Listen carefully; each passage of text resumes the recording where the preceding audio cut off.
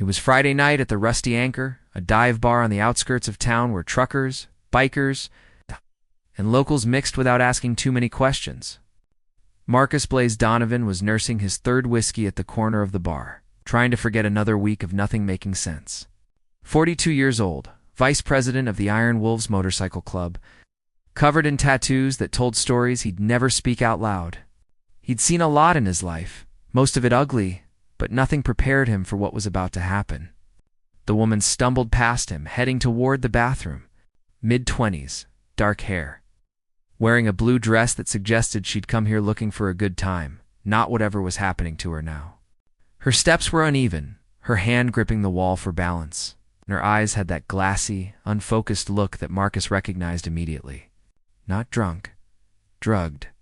Marcus's attention shifted to the man watching her from 3 stools down. Clean-cut, button-up shirt, expensive watch, the kind of guy who didn't belong in a place like this. And he was smiling. Not the smile of someone having a good time, but the smile of a hunter watching wounded prey. When the woman disappeared into the bathroom, the man checked his phone, typed something, and stood up and started walking toward the hallway. Every instinct Marcus had honed over 2 decades of riding with the wolves screamed danger. He got up and followed. The hallway was dimly lit, empty, except for the man standing outside the women's bathroom, waiting. Marcus positioned himself against the opposite wall, arms crossed, making his presence known. The man glanced at him, annoyed but not worried yet. "Can I help you?" the man asked, his voice carrying that entitled edge Marcus hated. Marcus didn't answer, just stared. The bathroom door opened, and the woman came out, barely able to stand. She saw the man and fear flashed across her face, cutting through the fog in her brain.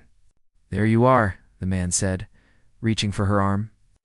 "Let's get you home," she pulled back, instinct overriding whatever was shutting down her system. I don't. That's when she turned and saw Marcus, this massive biker covered in leather and patches. And something in her broke through the drugs long enough to make a choice.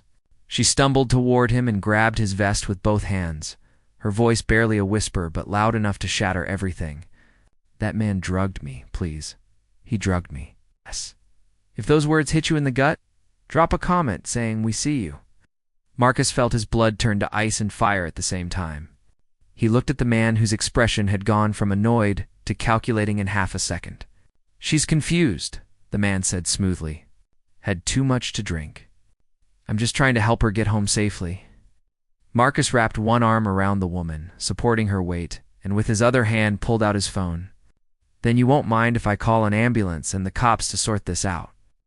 The man's mask cracked. "Listen, you don't know what you're getting into, but I do. You're a predator, and she's your victim, but not tonight."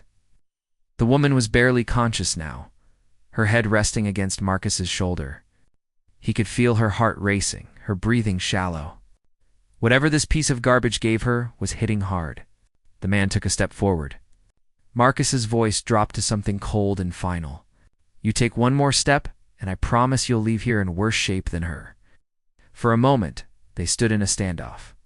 Then the man did something that made Marcus's decision for him. He turned and walked quickly toward the back exit, running. Marcus couldn't chase him, not while holding a woman who might stop breathing any second. He made a different call. "Axel, it's Blaze. I'm at the Rusty Anchor. I need the crew here now. I need someone to call 911. I got a woman who's been drugged and a predator who just ran out the back. 5 minutes." Marcus half carried the woman back to the bar, laid her carefully on a bench seat, and checked her pulse. Still strong, but her eyes were rolling back. The bartender, a woman named Vicky who'd been serving drinks there for 20 years, saw them and immediately understood. "I'm calling an ambulance," she said, already dialing. "What happened?" "Guy drugged her. Probably roofies. She needs help now." Vicky's face went hard. "I saw that guy. Came in an hour ago, sat next to her, bought her a drink. I thought he was just hitting on her." The roar of motorcycles filled the parking lot 3 minutes before the ambulance arrived. 6 Iron Wolves members stormed into the bar, led by Axel Reaper Stone, the club president. 6-foot forearms like steel cables, face that looked like it had been carved from granite and then shattered a few times. He took one look at the woman, and his expression went lethal. "Where is he?" "Ran out the back," Marcus said. "White guy, 30s, blue button-up, expensive watch. Drives something flashy, I'm guessing." Axel turned to two prospects standing by the door. "Find him. Check every parking lot, every street within 6 blocks. I want a plate number, a face, something." The ambulance arrived and paramedics took over, asking Marcus's questions he could barely answer. Name didn't know. Age, mid-20s. What did she take? Nothing. She was drugged. The female paramedic looked at Marcus with professional urgency. "Did you see what he gave her?" "No, but she told me he drugged her right before she collapsed." They loaded her onto a stretcher, hooking up an IV, checking vitals. Marcus felt helpless watching her disappear into the ambulance, knowing she'd trusted him with the last bit of consciousness she had.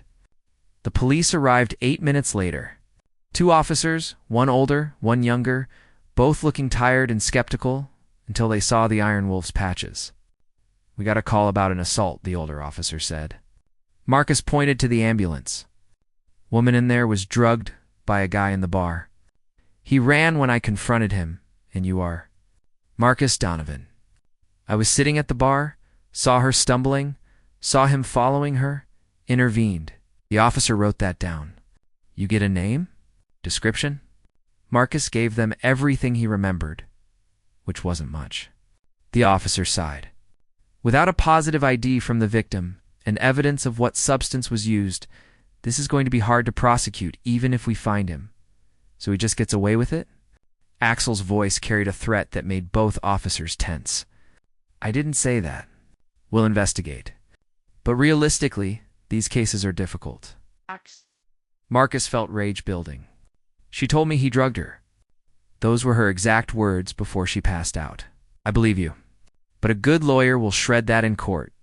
She was intoxicated, couldn't consent to anything, including accusing someone. We need solid evidence." The younger officer looked uncomfortable. "Off the record, we've had 4 other reports in the last 3 months. Women drugged at bars, waking up with no memory. Same MO, never enough evidence." Marcus and Axel exchanged looks. This wasn't one predator having a bad night. This was a pattern. "You got names of those other women?" Marcus asked. The officer shook his head. "Can't share that information, even if it helps catch him? Especially then. That's how cases get thrown out." After the cops left, the Iron Wolves gathered in the parking lot. Vicky came out, holding a glass with a napkin wrapped around it. "That's what he was drinking from," she said. "Thought you might want it before I washed it." Axel took it carefully. "You see him touch her drink?" "Wasn't watching that close, but yeah, he leaned over, said something to her, laughed." She went to the bathroom, came back, finished her drink. 10 minutes later, she was stumbling. If this is making you angry, hit like and comment justice matters.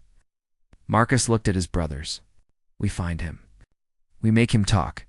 And we make sure he never does this again." One of the prospects, a kid named Tommy, ran up holding his phone. "Got him. Silver Lexus. Plate number Charlotte 27993 Mike. Saw him at a gas station 4 blocks east, heading toward downtown." Axel clapped him on the shoulder. "Good work. Now we follow that lead." They split up. 3 bikes went east to track the Lexus. 2 went to the hospital to check on the woman. And Marcus stayed at the bar to review security footage with Vicky. The cameras were old, grainy, but good enough.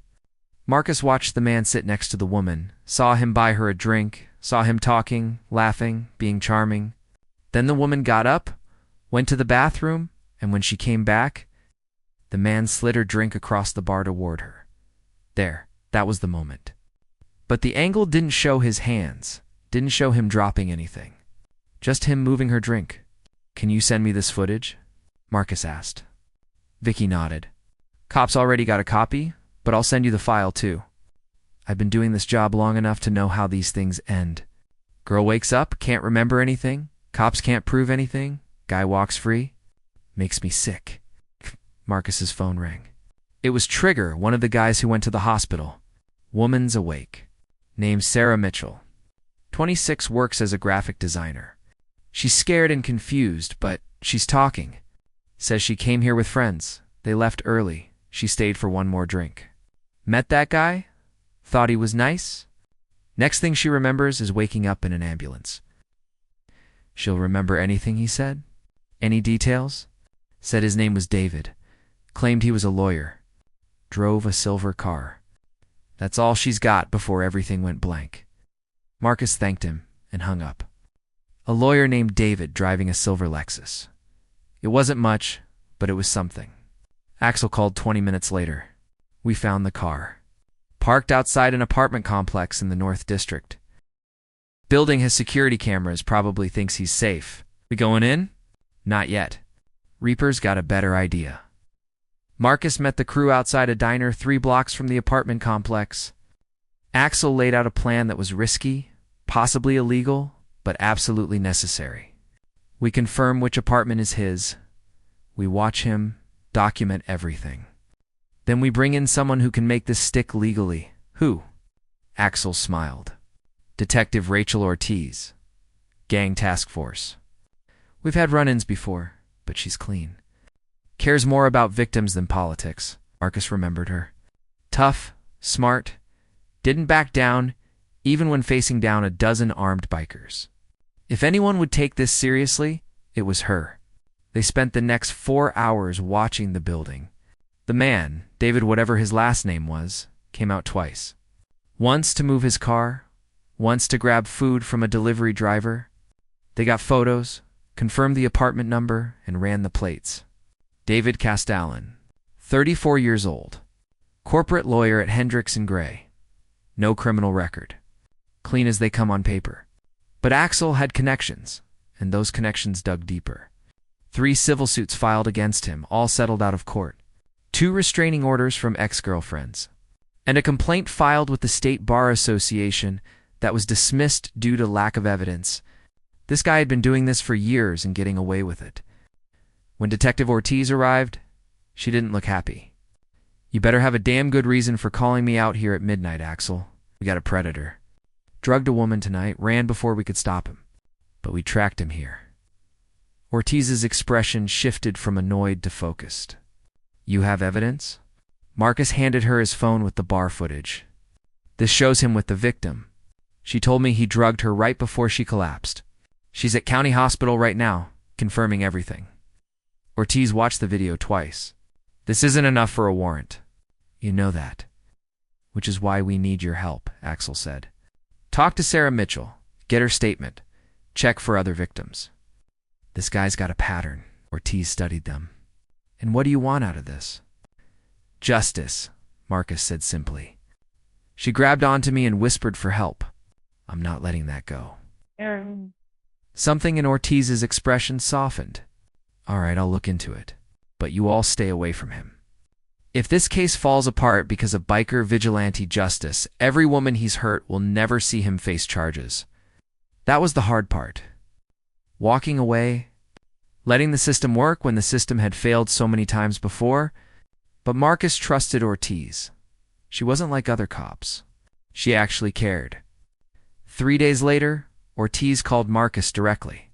Sarah Mitchell's toxicology came back positive for Rohypnol. High dose, and I found 2 other women willing to come forward. Same bar, same guy, same drugs. We have enough for a warrant. You going to arrest him? Tomorrow morning? I wanted you to know because you started this. Marcus felt a weight lift off his chest. Thank you. Don't thank me yet. Getting a conviction is different than getting an arrest. But Ortiz was good at her job. She executed the warrant at David Castellan's apartment and found a locked drawer in his bedroom containing a pharmacy's worth of drugs. Rohypnol, GHB, ketamine, enough to dose 100 women. And in his laptop, she found videos. 23 different women, all unconscious, all assaulted, all recorded. Some of the videos were dated back 5 years. This man had been a predator for half a decade, and no one had stopped him. When Ortiz showed Marcus the case file later, he felt sick. 23 women that we know of, Ortiz corrected. There could be more who never reported it or don't even know it happened. How does someone do this for 5 years and not get caught? Because he's smart. Targets women who are alone, uses just enough drugs to incapacitate but not kill. It never keeps them long enough for people to notice they're missing. By the time they wake up, evidence is gone, memories are gone, and it's his word against theirs. But you got him now, Ortiz nodded. We got him. And Sarah Mitchell's testimony, combined with the evidence we seized, means he's looking at 20 years minimum. If this moment of justice feels even a little satisfying, comment locked up. Marcus wasn't satisfied. 20 years wasn't enough. It would never be enough. So, when Ortiz asked if he wanted to help contact the other victims, he said yes. Over the next 2 months, Marcus and the Iron Wolves became an unexpected support network for women who'd been failed by every system designed to protect them. They helped track down witnesses, provided security for women who feared retaliation, and funded legal aid for victims who couldn't afford representation. Sarah Mitchell became a fierce advocate, turning her trauma into testimony that would put Castellan away for life. And she credited Marcus with saving not just her life, but her ability to believe in humanity again. "You didn't know me," she said during one of their meetings. "You had no reason to help, but you did. And that changed everything." Marcus shook his head. "I just didn't walk away. Most people do. That's the problem." The trial took 6 months. David Castellan's defense tried everything to discredit the victims, claimed the videos were consensual, argued that the drugs were for personal use. But Ortiz and the prosecution built an ironclad case. 18 of the 23 women testified. And when the jury came back with guilty verdicts on all counts, the courtroom erupted in tears and applause. Marcus was there, sitting in the back wearing his cleanest leather vest. Sarah found him after the verdict. "He's going to prison for 45 years. "Because of you? Because you were brave enough to tell me the truth?" Marcus corrected. "I just listened." She hugged him, this tiny woman embracing this massive biker, and for a moment the courtroom faded away. Detective Ortiz approached after Sarah left. "You know, I spent 15 years thinking motorcycle clubs were just organized criminals, but you all helped me close the biggest case of my career. Maybe I need to update my assumptions." Marcus smiled. "We're not heroes, Detective. We've done bad things. But there are lines we don't cross. Clearly, and for what it's worth, thank you." After the trial, the Iron Wolves made a decision. They started a hotline. Nothing official, nothing legal, just a number women could call if they were in danger at a bar, a party, anywhere. Within 3 months, they'd responded to 14 calls. Some were false alarms, women who just needed a safe ride home. Others were real threats that they stopped before they escalated. Marcus became the point person for these calls. His number was passed around colleges, shared on social media, whispered between friends. "If you're in trouble, call Blaze. He'll come." One Friday night, 6 months after saving Sarah, Marcus got a call from a panicked woman named Jessica. "I'm at the Blue Room downtown. There's a guy who won't leave me alone. I told him no, but he keeps buying me drinks and I'm scared to leave alone." Marcus was there in 12 minutes. He walked into the bar, found Jessica at a corner table, and sat down next to her without asking. The guy who'd been harassing her took one look at Marcus and suddenly remembered he had somewhere else to be. "You Blaze?" Jessica asked, her hands shaking. "Yeah. You ready to go?" He walked her to her car, waited until she locked the doors, and followed her home to make sure she got there safely. She never asked him why he did this. Maybe she understood that some debts can't be repaid, only paid forward. Sarah Mitchell started a nonprofit. Safe Night Out provided training for bartenders to recognize drugging, funded free ride services for women, and lobbied for stricter penalties for drink spiking. The Iron Wolves became one of their biggest donors, running charity rides that raised thousands. And Marcus, the man who'd spent 40 years being someone people feared, became someone people called when they needed protection. One night, Axel asked him why he kept doing this. "You saved Sarah, you got Castellan locked up. You've answered dozens of calls. When is it enough?" Marcus thought about that. It's never enough. Because for every woman we help, there's 10 more we don't reach. Every predator we stop, there's 10 more out there. But if I can be the guy someone grabs onto when they're scared, if I can be the voice that says, I believe you, when everyone else doubts, then I'm doing something that matters. Axel nodded. The club's behind you. Whatever you need. Marcus's phone rang again. Another call. Another woman in danger. Another chance to be the person he wished had existed when he was young and powerless. This is Blaze. Where are you? He listened, memorized the address, and signaled to 3 other members. Engines roared to life. They rode into the night, a pack of wolves protecting the vulnerable, proving that the scariest men can become the fiercest protectors when they choose to care. Sarah once told Marcus, "You didn't just save my life, you gave me a reason to trust again." And maybe that was the point. Maybe redemption isn't about erasing the past. Maybe it's about choosing differently every single day. Because sometimes the man covered in leather and scars is the only one who'll believe you. And sometimes that's enough to change everything. 3 years after that Friday night at the Rusty Anchor, Marcus stood outside a college campus where Safe Night Out was hosting an awareness event. Sarah was speaking to a crowd of students about her experience, about what to watch for, about how to help. She introduced Marcus from the stage. This is the man who saved me. Not because it was easy. Not because it made him a hero. But because when I whispered he drugged me, Marcus believed me. The crowd applauded. Marcus felt uncomfortable with the attention, but Sarah wasn't done. And because he believed me, 23 women got justice. Because he started answering calls, hundreds more got home safely. Because he chose to care, an entire community changed. That's power. Real power. Marcus's phone buzzed. Another call. He answered it. This is Blaze. Where are you? A scared voice gave him an address. Marcus looked at Axel, who nodded. They rode out, leaving the applause behind, heading toward another woman who needed help. Because this was the code now. Women were untouchable. Predators would be hunted. And the iron wolves would be there when someone whispered, I need help. That was a code even outlaws could live by. And it was a mission that would never end. If this story moved you, hit like and share it so more people understand that courage can come from anywhere. Protection doesn't always wear a badge. Sometimes it wears leather and rides a Harley. And that's exactly who you want when everything goes wrong.